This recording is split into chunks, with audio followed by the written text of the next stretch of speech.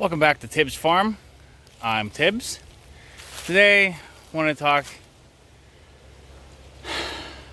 about Hamilton.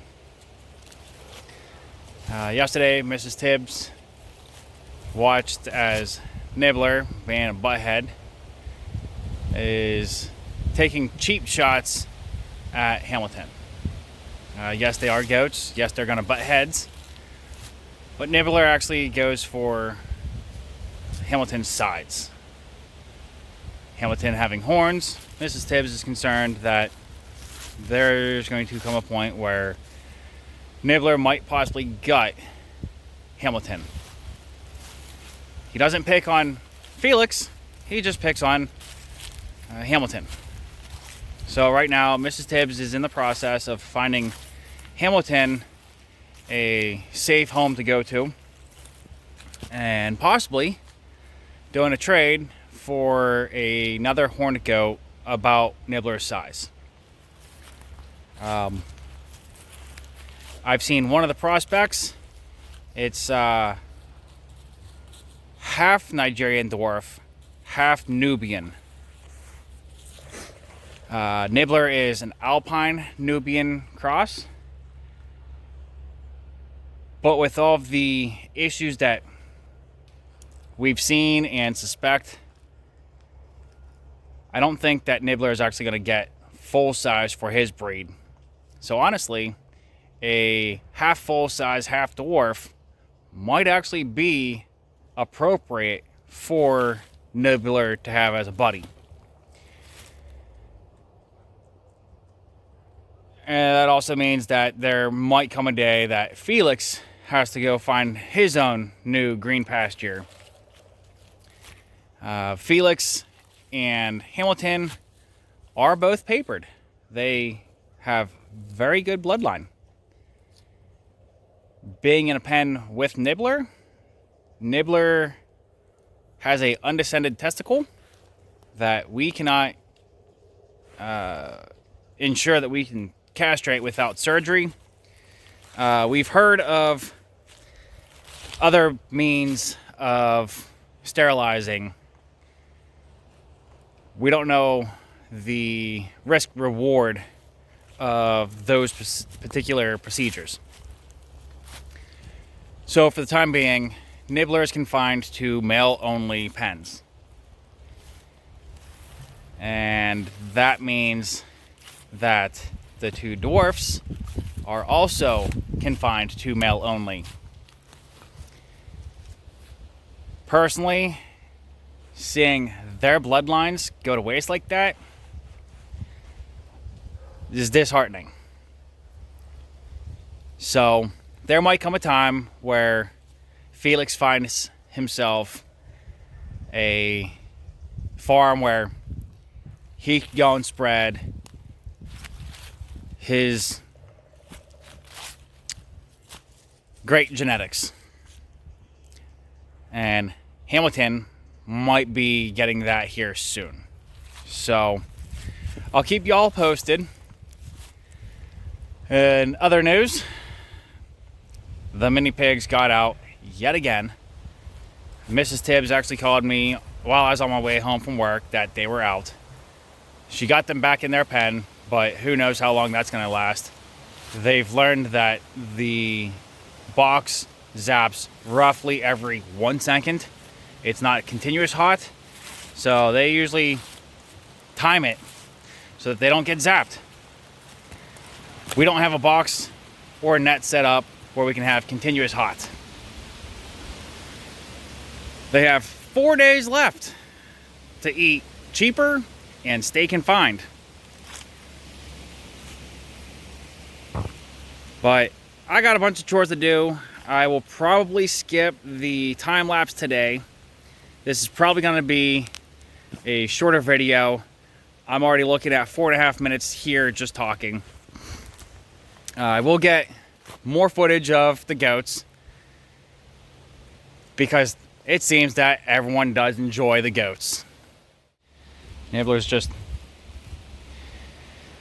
chewing away like, well, I didn't do anything wrong. And he's got his little buddy down here with him going, you know, I didn't see him do anything wrong. Yeah, Nibbler's perfectly fine with Felix. He has a particular spot in his heart that he absolutely has to bully Hamilton. And it kind of bittersweet because he is a gorgeous animal. I do like keeping him around because he is kind of funny. But at the same time, he's skittish of people. So it does take me a while to catch him, get a collar on him and a leash, and move him to the new pen. So maybe it is for the best.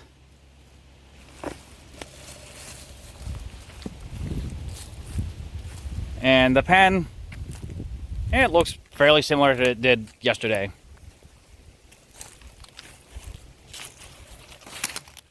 So while I was doing my morning chores, my phone gives me a weather alert that we have preparation for freeze warning. Tonight's supposed to get down into the mid-20s, which is kind of unusual for this location, especially this early in the season. So, since I have learned that they go through a lot more browse whenever the temperatures get cold, and I had all of that brush from cutting down the trees, I figure why not kill two birds with one stone. And this is now what the area that looked real congested to me now looks like. It's cleared back up and I have all those trees gone, so it looks much better. Yeah, I got little scragglers on the ground. Honestly, they might stay there until spring, but the area is definitely clearing up. And as far as the goats, yes, that is Nibbler. He's got his pellets. He always makes these noises. He's a very loud pellet eater. But all of that brush has gone all throughout their pen. I did leave the area for their hay left out, but they got browse all throughout. The rest of the animals, I'll probably be giving about 5-10% more food than I typically would, on top of about 10% corn added in. Corn's supposed to have extra calories, kind of do a little bit of fermentation, kind of ish. The thought is that corn added in helps keep animals warm throughout the night. I don't know how true it is. I'm just going off of some, I guess, old wives' tale, old farm tales, folk tales, what have you. Because I'm new at this. Videos, farming, homesteading, whatever you want to call this. Don't take my word as the God honest truth on just about anything. If I'm doing something that you think I can do better, put it in the comments. Glad to hear. Respond whenever I can. I will at least give a like if I see it. If there's anything that I can learn from y'all, I'm all ears. If there's anything that y'all have learned from me and have fact checked to confirm the authenticity, comment that. I'd like to hear that too. But I think that's going to wrap it up for today. And as always, have a good day.